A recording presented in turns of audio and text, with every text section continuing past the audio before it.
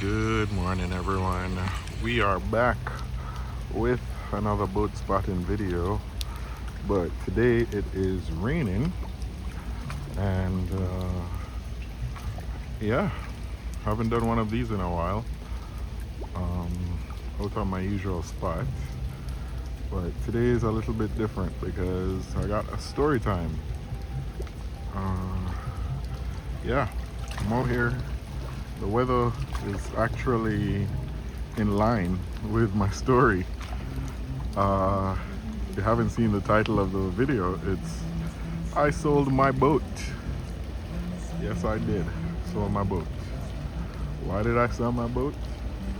Well, there's a couple of reasons actually. I think I can boil it down to three reasons why I sold my boat. Uh, don't get me wrong, I still love boats. I still love boating. I enjoyed my time out on the water, and yeah, it's just there were three things that were bothering me, which kind of forced me to end up selling. And I'll kind of just break them down for you. But you know what? I should actually ask you guys in the comments first, realistically, if you do own a boat, what do you do with the boat other than fishing? Because the guys who fish, I can fully understand, I can fully grasp why they need a boat and why they want a boat and why they have a boat. It's to, catch fish that otherwise they would not have caught from land. But the guys who own a boat and they don't fish, like, what do you do? Do you go out on a weekend and just go to the same beach every weekend, or do you trailer the boat to different beaches and take the family out and spend a whole day out on the water, or do you trailer it across state lines? This is such a nice boat, guys. This is such a beautiful boat. Wow. I'm gonna stop raining. Yeah, what do you do with your boat? I'm very curious to know. Put your comment and just let me know what you do with your boat, or if you had a boat, where did you take it? But that kind of leads me to my three reasons. The first reason, realistically, was I really enjoy boating. I really love being out on the water. I'm a water baby by heart. But for me, I think, being on the lower end of the spectrum, I had to trailer my boat to the boat ramp, and I had to launch it at a boat ramp every single time I wanted to go out. And what that caused for me was it made me use the boat a lot less.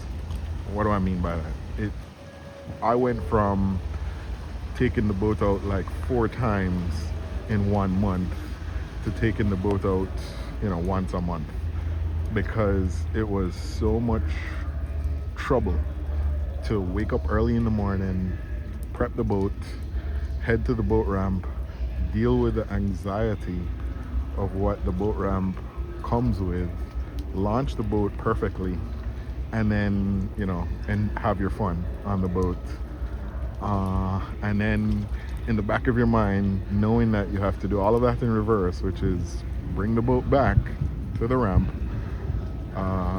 make sure you don't cause a scene at the boat ramp, you get it hooked up correctly, and trailer it back to either your house or wherever you store the boat, wash the boat down, and then by the time you're done, it's literally midnight.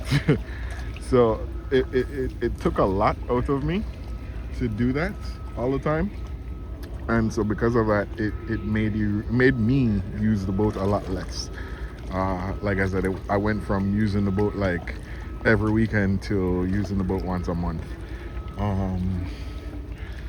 because just having to deal with the boat ramps is a lot. So that was kind of reason number one. Reason number two is more so along the lines of the trailer, right? Um, the trailer for the boat, uh, it's a used boat and it was older. And I learned a lot owning the boat, on how to maintain and upkeep the boat. And I learned a little bit about the maintaining a trailer. But for me,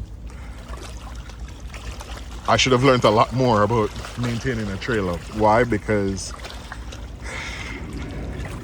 I'd say one of the second to last times I took the boat out, and I had a really nice day. I topped out the boat. I was having fun on the intercoastal, and then I got back to the boat ramp, and I was driving back with the boat to the storage, and the trailer axle just completely fell off. Like completely fell off, and it was one of the most scariest things in my entire life. And this is coming from someone who really maintains his things. I just didn't know what I didn't know, and because of that, that caused a pretty major accident on a pretty busy main road. And then with that came even additional trouble because nobody wanted to come out and haul a boat and a trailer with no axle away from the accident scene. So that was very stressful. So if you're buying a boat, I'll tell you the number one thing you need to worry about if you're trailing a boat is making sure that trailer is absolutely perfect. Like that is where you cannot compromise on anything. They have the bigger, better brands like Continental. Go buy a Continental trailer. Make sure that trailer is in tip-top perfect shape and perfect condition and always maintained. Learn everything there is to learn about maintaining a trailer, and you shouldn't have that issue that I had. In hindsight, again, I could have bought a new trailer, or I could have maintained the one I had a lot better. But that was my second reason. The third reason kind of goes back to, well, like, what do you guys do with your boat, right? Because I was a little bit scared of the trailer, I didn't take the boat very far. I kind of stayed in Broward on Palm Beach, and we got Whiskey Creek over here in Broward. We have Peanut Island in Palm Beach, and because the boat was a 20-foot boat, with a single engine, I didn't really take it offshore too much. I took it offshore a couple times, but not very far. I went 1 or 2 miles and then got scared of open ocean and came right back in, right? So it mostly stayed on the intercoastal, which is what you're looking at right now. And for me, that was sufficient. But, after doing that 6-7 times, you're like, okay, well, what else can I do with this boat, right? Where else can I go, right? And then to combine that with my reason number one, it's, I did that with my family a couple times, and, we were like, okay, all right, what's next, right? So I think for me, the boat was a perfect boat to introduce me into boating, but it wasn't a sufficient enough boat like something like this, which has 2 engines, and on a nice day could comfortably go to like the Bahamas or the Keys. I didn't venture too far. I stayed on the intercoastal. I never even made it down to Miami, which is sad, right?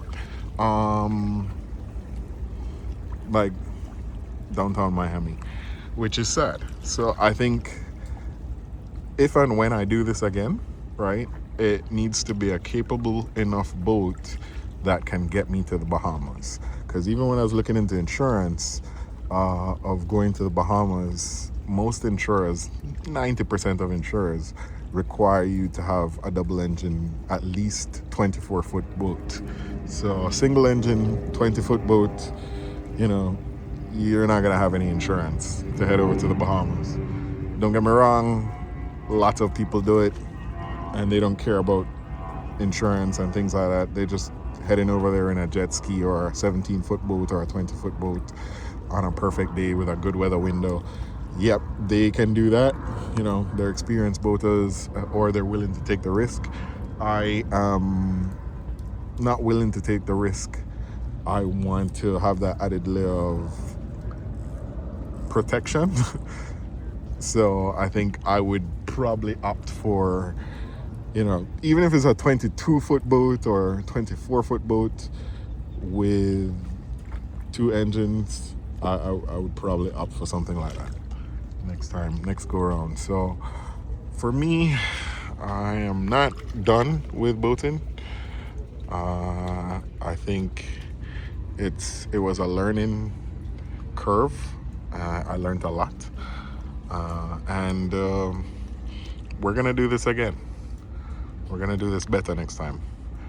And I think for me, I was watching a guy in Chicago on YouTube who, what he did in the summers is he left his boat at a marina. I think I'm gonna look into if marinas down here will do like a 3-month, 4-month, leave your boat there so that you don't have to trailer it, type of month-to-month lease, so that in the summers I don't have to worry about trailering it. So I'm planning for the next phase, right?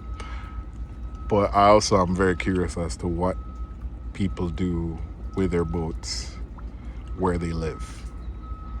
Like, what's your typical year-round use of your boat if you are not fishing?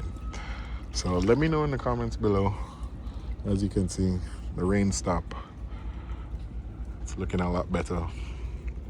And I am gonna head home. If you like this kind of content, of course, feel free, subscribe, drop a like, and I'll keep the videos coming. Peace.